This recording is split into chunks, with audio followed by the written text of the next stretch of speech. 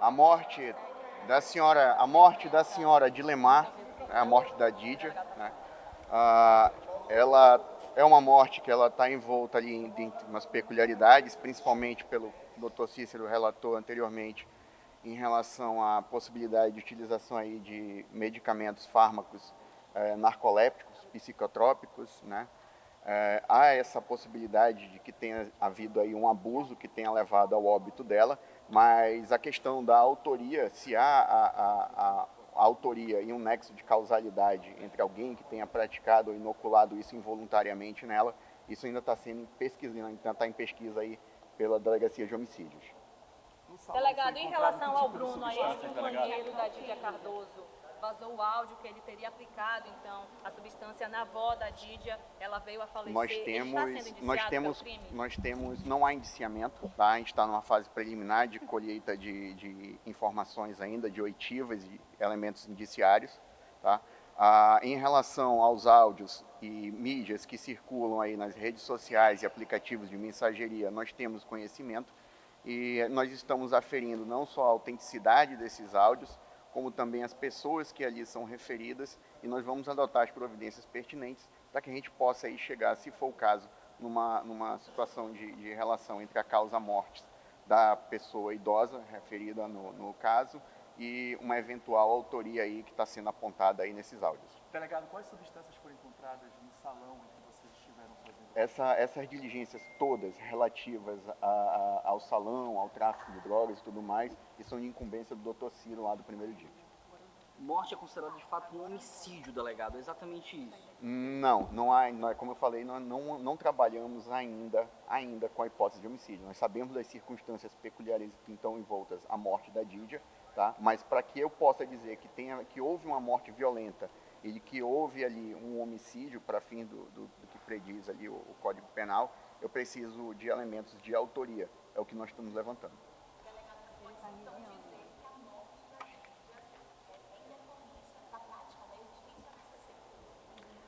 Há indícios que sim. Quem vai me confirmar isso é o laudo necroscópico.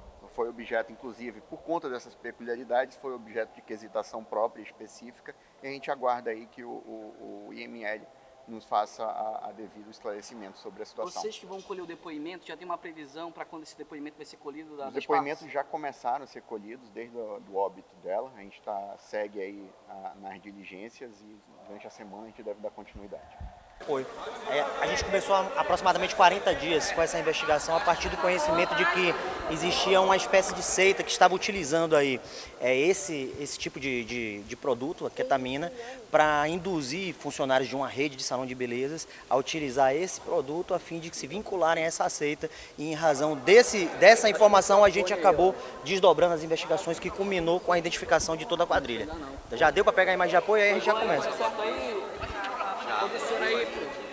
Agora a gente vai ouvir aqui o delegado Cícero Túlio, vai falar sobre caso de Cardoso em Sinhazinha do Boi Garantido. Essa investigação aproximadamente tem 40 dias. Tínhamos conhecimento a partir de notícias que foram veiculadas na nossa unidade policial acerca da existência de fatos de cárcere privado, estupro e um possível aborto que seria praticado por um membro dessa seita em uma das suas ex-companheiras.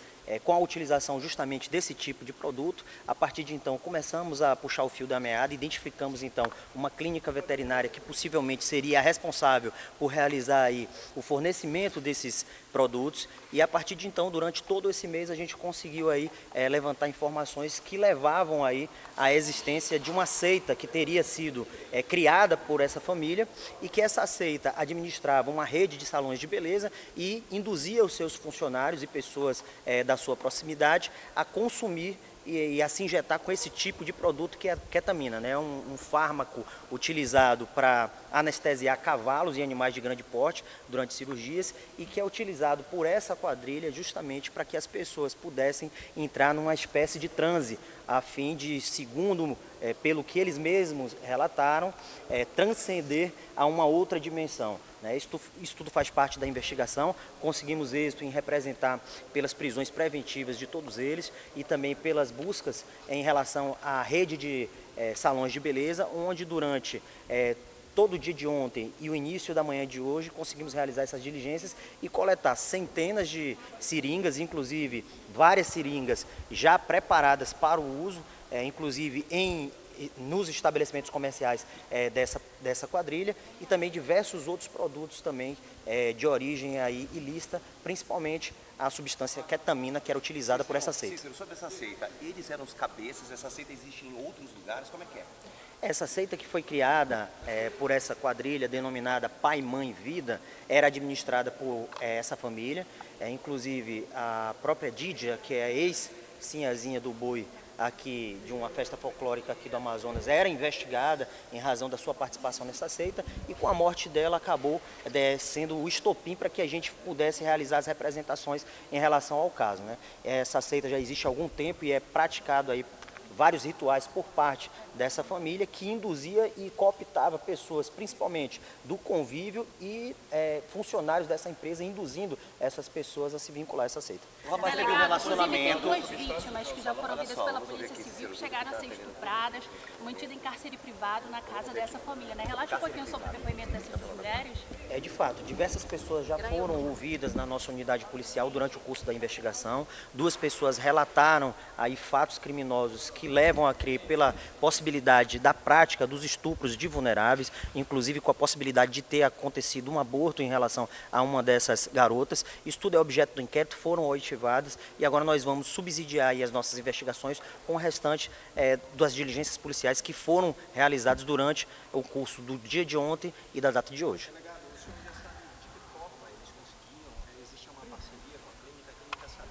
Existe uma facilidade para adquirir esse medicamento?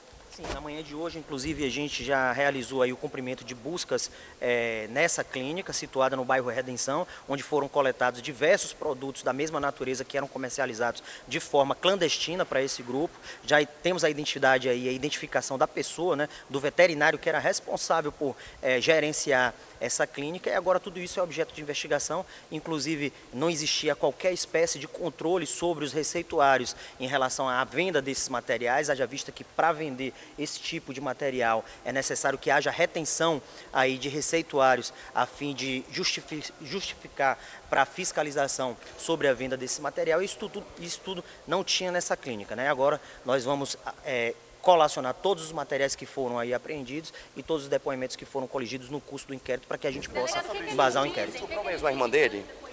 Em relação à irmã, a gente não tem essa informação quanto à irmã dele, mas outras 2 pessoas já relataram essa situação do estupro, principalmente pelo fato de terem sido dopadas durante o ato sexual e não se lembrarem absolutamente nada sobre aquilo, né? Algumas delas permaneceram despidas por vários dias, sem sequer tomar banho, numa situação ali de cárcere privado. Inclusive, no momento em que adentramos naquela residência, o cheiro de podridão era muito forte. Isso tudo é objeto do relatório de investigação que foi confeccionado pela equipe. O que eles dizem durante o depoimento? E o Marlisson já sinalizou se vai se entregar? O que ele diz? Existe um contato que foi feito pelo advogado do Marlisson, existe a possibilidade dele se entregar ainda hoje. Em relação à oitiva dos autores, não foi possível a gente coletar e realizar esse interrogatório, já vista que na tarde de ontem eles estavam sob efeito de substâncias aí psicotrópicas, o que impediu a realização desse interrogatório. Delegado, o Bruno Roberto vazou um áudio que ele está sendo acusado de ter aplicado aí a substância na avó da Dídia. Ele vai ser indiciado? Como é que está então a investigação em torno do Bruno Roberto, ex-companheiro da Dídia? Em relação a essa situação, quem pode dar mais detalhes seria o pessoal da DHS, já vista que é uma investigação que encontra-se em curso naquela unidade especializada. A nossa delegacia apurou tão somente a questão do tráfico e o fornecimento desses materiais clandestinos aí para uso em humanos. Delegado, a gente tem informação de que o Ademar ele estuprou e dopou a própria filha, que é menor de idade. Além do mais, durante uma revista realizada por parte da Polícia Civil no primeiro DIP, foi encontrado nas partes íntimas da mãe da Dídia seringas e materiais ali que seriam para dopar? Em relação a essa questão do estupro da menor, a gente não conseguiu ainda coletar nenhuma informação que desse procedência a esse tipo de notícia, né? Mas vamos tentar avaliar se efetivamente existe ou não essa veracidade sobre essa informação. Quanto ao outro questionamento, qual que foi mesmo? foi encontrado alguma substância nas partes íntimas da mãe da... No momento em que uma das autoras estava sendo conduzida à carceragem, que foi feita uma busca pessoal nela, foi encontrado 2 cilindros aí de substância que era utilizada para a prática desses delitos. Delegado, os clientes, eles eram obrigados também a usar as substâncias? Dessas substâncias, sabe informar? Não, a gente ainda não conseguiu identificar a existência de imóveis alugados para que houvesse aí a guarda desses materiais, mas isso tudo também é objeto de investigação para que a gente possa apurar também a participação de outras pessoas que eventualmente tenham auxiliado aí na guarda desses materiais. Em depoimento, o Aldemar se considera Jesus Cristo de fato, delegado? O depoimento não foi possível ser realizado em razão deles estarem sob efeitos aí de substâncias psicotrópicas, né? Mas pelo que foi levantado durante o curso das investigações, inclusive a partir dos depoimentos que foram tomados pelas vítimas e testemunhas, essa seita considerava que o Ademar era o Jesus Cristo na terra, a sua mãe, segundo essa seita, seria a Maria de Nazaré e a Dídia era considerada como se fosse a Madalena. E todos eles faziam parte dessa seita, inclusive a própria Dídia era objeto de investigação por parte do primeiro DIP em razão de participar dessa seita. Delegado, durante a seita, então, durante aquele momento, eles usavam os animais, porque eles tinham muitos animais domésticos, inclusive também eles criavam serpentes. Esses animais, eles eram usados nesses rituais? Existem informações que foram coletadas nesse sentido, mas ainda não confirmamos com provas contundentes de que efetivamente esses animais eram utilizados nesses rituais praticados por essa seita, mas é objeto de investigação.